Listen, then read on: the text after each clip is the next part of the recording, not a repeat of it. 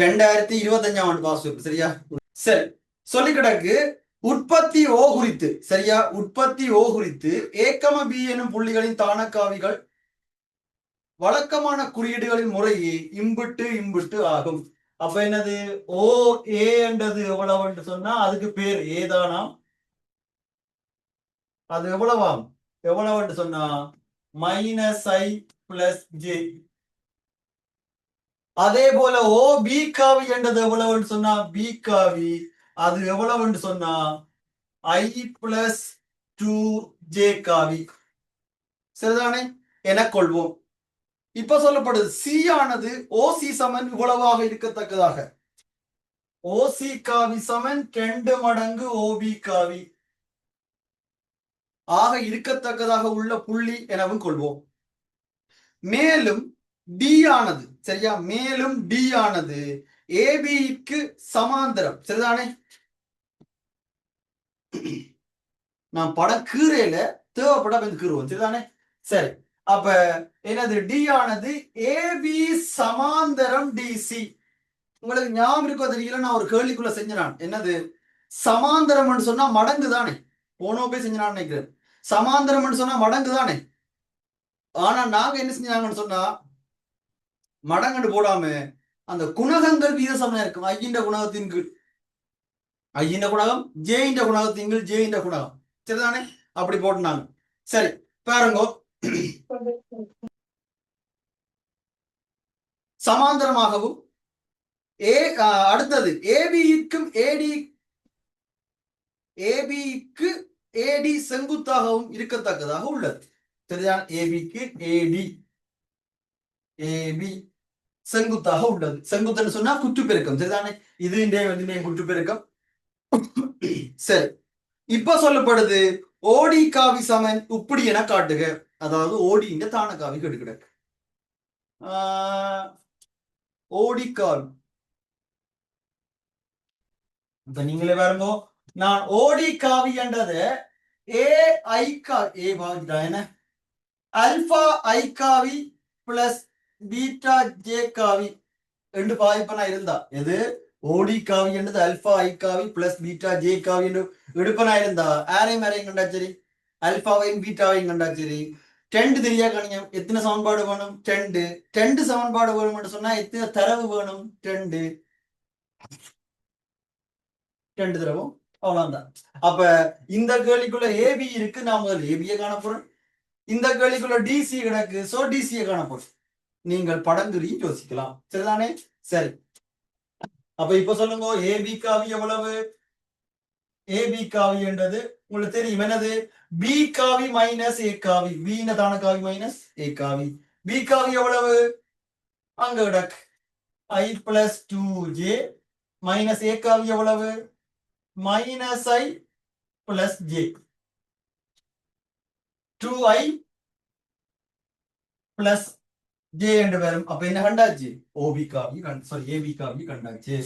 அடுத்தது என்னது டிசி காவி. டிசி காவி என்றது எவ்வளவு உங்களுக்கு தெரியும். என்னது சி காவி மைனஸ் இது என்ன தான காவிய டி காவின்னு கதைக்கிறேன். சரியா உங்களை வச்சு கதைக்கிறேன்.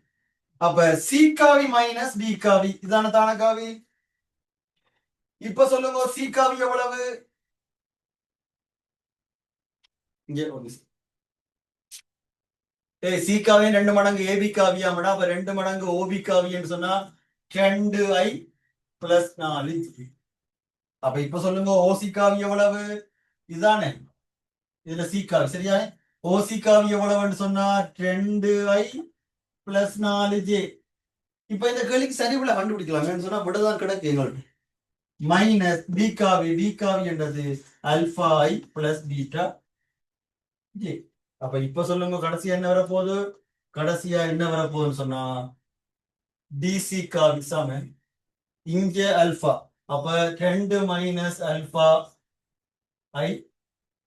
அடுத்தது என்னது 4 மைனஸ் பீட்டா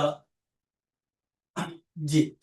சரிதானே. சரி, இப்ப சொல்லுங்க யாரும் யாரும் சமாந்தரம் இவரும் சமாந்தரம் தானே. அதாவது எழுத பயிற்சியில நான் என்ன செய்யறேன்னு சொன்னா அந்த ஒண்டல கொண்டே போடையில ஒண்டை பயன்படுத்த போறேன். சரிதானே.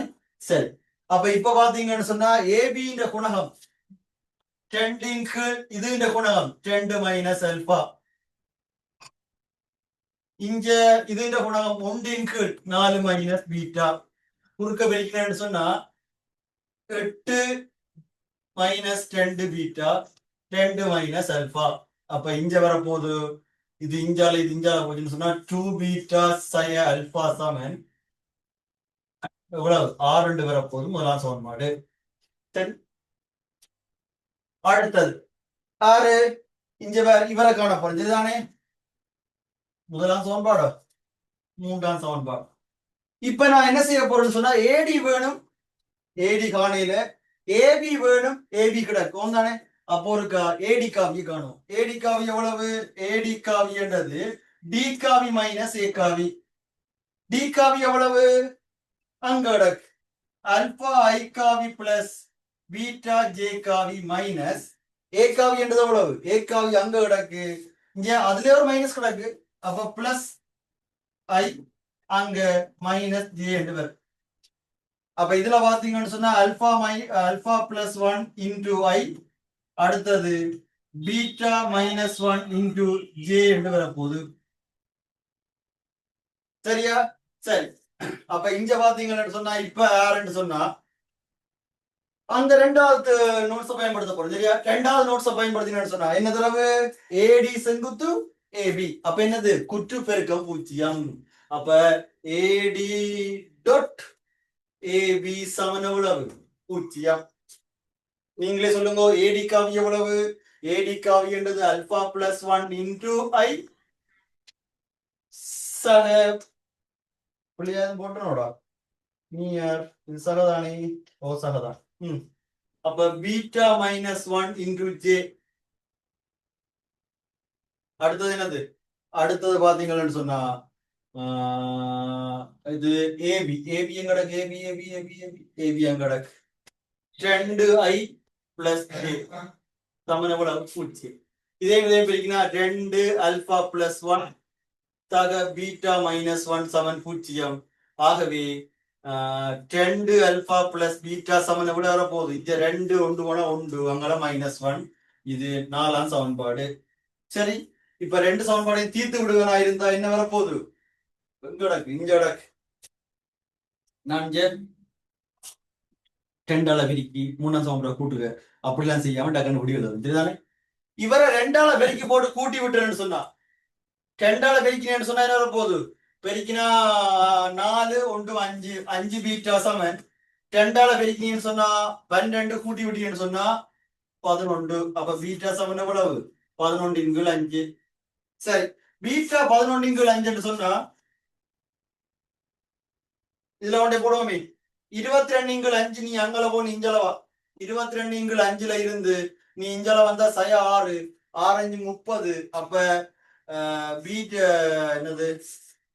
அல்பா சமன் 8 × 5. ஒரு நிமிஷம் போடுங்க, விடிய எவ்வளவு பார்ப்போம் இருக்கா.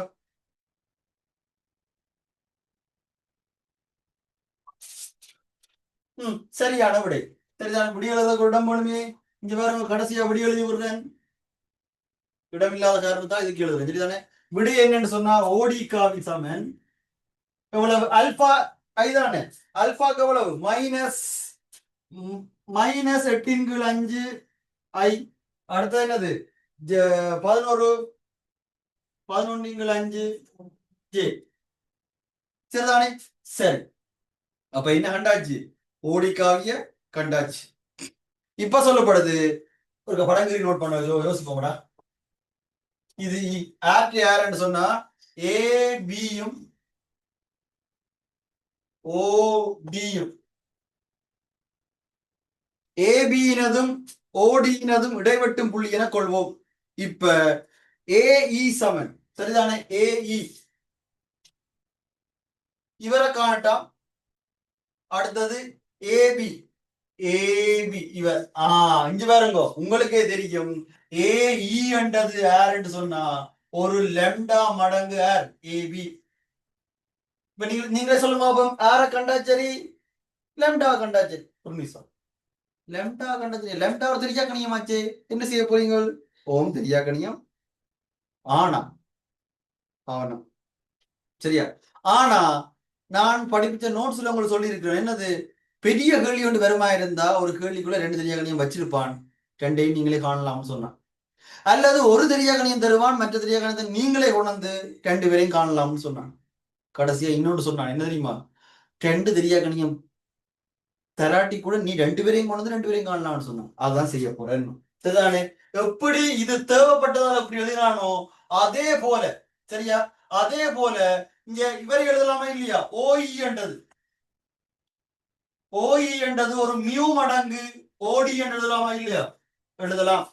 இப்ப நீங்களே சொல்லுங்க, எனக்கு லெம்டா மடங்கு ஏபிகாவி தெரியுமா இல்லையா? ஏபிகாவி இங்கே இருக்கு, 2i பிளஸ் ஜே. அதே போல மியூ மடங்கு ஓடிக்காவி எவ்வளவு? ஓடிக்காவி எங்க கிடக்கு? அட இப்ப கண்டுபிடிச்சான். ஓ, இதுக்காண்டிதான் கேட்டுக்காம போட, சரிதானே? சரி, அப்ப இங்க பாத்தீங்கன்னு சொன்னா -8 ஐ பிளஸ் 11 ஜி தானே? சரி, ஆமா. இப்ப நீ ரெண்டு எழுதி போட்டு என்ன செய்ய போற சொல்றேன். இங்க பாருங்கோ, இந்த முக்கோணி எடுப்போம். ஓ ஓ இங்க ஓ ஏ, ஓஏ காவி சமன் என்ன வரப்போகுது? ஓ இ ஏ. நீங்களே சொல்லுங்க, ஓஏ காவி எவ்வளவு? அங்க கிடக்கு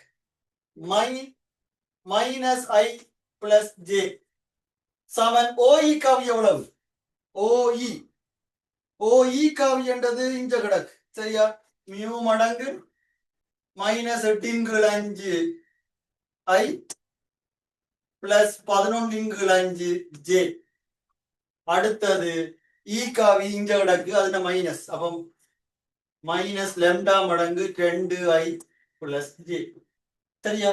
இப்ப ரெண்டு பக்கம் குணா சமப்படுத்த போல சமப்படுத்தினா -1, இங்க குணா சமப்படுத்தினா -8 மியூவின் கீழ் 5, இங்க ஐ என்றது -2 லெம்டா. அப்ப எல்லாத்தையும் அஞ்சால பிரிச்சு விட்டுறேன்னு சொன்னா, மைனஸால மட்டி விட்டுறேன்னு சொன்னா 8 மியூ சக 10 லெம்டா சமன் 5 வர போதும். முதலாம் சமன்பாடு. டேய், உனக்கு யார கண்டா தெரியடா? லெம்டா கண்டா சரி. அடுத்தது அடுத்தது என்ன வர போகுதுன்னு சொன்னா, ஜேயின் குணகம் 11 மியூவின் கீழ் 5, ஜேயின் குணகம் மைனஸ் லெம்டா. அஞ்சால பிரிக்கணும்னு சொன்னா 11 மியூ சய 5 லெம்டா சமன் 5. சரிதானே? இப்ப சொல்லுங்க, ரெண்டு சமன்பாடையும் தீர்த்தா சரி. இதை ரெண்டால பெருக்கி போட்டு இவரோட கூட்ட போறேன். 2ஆல பெருக்கி விட்டேன்னு சொன்னா 22, 22 அதையும் கூட்டினேன்னு சொன்னா 30 மியூ, சரியா? 30 மியூ சமன் இதை ரெண்டால பிரிக்கீங்கன்னு சொன்னா கூட்டி விட்டீங்கன்னு சொன்னா 15. அப்ப மியூ சமன் எவ்வளவு? மியூ சமன் அரை. ஆனா ஒரு கவலையான விஷயம், மியூ தேவை, சரிதானே? மியூ தெரியுமான்னு சொன்னா இதுல போடுறேன், 10 லெம்டா சமன் மியூவோட வரையல, இதுல அரை போட்டா 4 வரப்போகுது, 4 அங்கால போனா 1 வரப்போகுது. லெம்டா சமன் 1 × 10. அப்ப இப்ப சொல்லுங்க, நீங்கள் எடுத்ததே இவர் தானே? அப்ப இப்ப சொல்லு, ஏஇ சமன் எவ்வளவு? ஏஇ என்றது 1 × 10 ஏவி. அவ்வளவுதான். அப்ப உங்களுக்கு வந்த, அதாவது இந்த 25ஆம் ஆண்டு 2025 வந்த கேள்வி அவ்வளவு கஷ்டமே இல்லை. ஆனா திருப்பியும் சொல்றேன், டேய் இப்ப நீ கேட்கலாம், நாங்க என்னென்ன கிளாஸுக்கு யோசிக்கிறது, சாரி கிளாஸ் வைக்கோ, நாங்க என்னென்ன எக்ஸாம்ல யோசிக்கிறது இப்படிதான் செய்யணும். அதுக்குத்தான் நான் உனக்கு பழக்கப்படுத்திக்கொண்டே இருக்கிறேனே. உங்களுக்கு நான் படிப்பிக்கும் போதே என்ன படிப்பிக்கிறேன், டேய் உங்களோட கேள்வி எது காவி கேள்வி எடுத்தீங்கன்னு சொன்னா நார்மல் கேள்வின்னு சொன்னா ஏ கம பி கம சி என்பன நேர்கோட்டில் இருக்குமென்று காட்டுக, இதுதான் ஒரு நார்மல் கேள்வி வருமென்று சொல்லி போட்டேன். அப்ப நீங்க என்னது, நீ நார்மலா ஒரு எக்ஸாம் போகும்போது இந்த எதிர்பார்த்துட்டு போதான் நேர்கொண்டு காட்டுல கேள்வி வரலாம். காவிகளில மேக்சிமம் ஒரு நல்ல கேள்வி போடலாம்னு சொன்னா, என்ன கேள்வி போடலாம்னு சொன்னா இப்படி லெம்டாமியும் வர்ற மாதிரி, அதாவது இந்த விகிதங்கள் இல்லாட்டி ரெண்டு தெரியாக்கணியும் காண்ற மாதிரி கேள்வி வரலாம்னு சொல்லி போட்டேன். அதுல நானே உனக்கு சொல்லி வச்சுக்க, என்னது டே ஒரு கேள்விக்குள்ள ரெண்டு தெரியாக்கணியும் இருந்தா நீ காணலாம், ஒன்று இருந்தா நீ ஒன்றை கொண்டு வந்து காணலாம், 2 பேர் தேவைன்னு சொன்னா 2 பேர் கொண்டு வந்தே காணலாம்னு சொன்னான். அந்த ஐடியா முதலே உனக்கு நான், டேய் நான் சொல்லி தர ஐடியா தான் என்னட்டையும் கிடக்கடா, சரியா? அப்ப இந்த ஐடியா அப்படி உங்கள்ட்ட இருக்குமென்னு சொன்னா நீ இந்த கேள்வி யோசிச்சு பார்ப்ப. இது என்ன செய்யலாம், ஓ நான் கொண்டு வரலாம் என்ன நான் கேட்ட கேள்வியே விகிதம். இதை பார்த்தோன்னே தெரிஞ்சிருக்கும் ஒரு விகிதம் தான் வருதுண்டு. அப்ப விகிதம்னு சொன்னா ரெண்டு தெரியாத நாங்க போடுவோம், ரெண்டையும் காணுவோம். அதுக்கு என்ன செய்யணும்? அதுக்கு ஒரு முக்கோணியில மூன்று பக்கம் தெரிஞ்ச மாதிரி வந்தா தான் இப்படி சமப்படுத்துற மாதிரி வரும். இல்லாட்டி என்ன செய்யலாது, சமப்படுத்தலாம போயிருக்கும். சரிதானே? சரி. அப்ப உங்களுக்கு 2025 பாஸ் பேப்பர் கேள்வி விளங்கி இருக்கும்னு நினைக்கிறேன். சரிதானே? எடுத்துக்கொள்ளுங்க.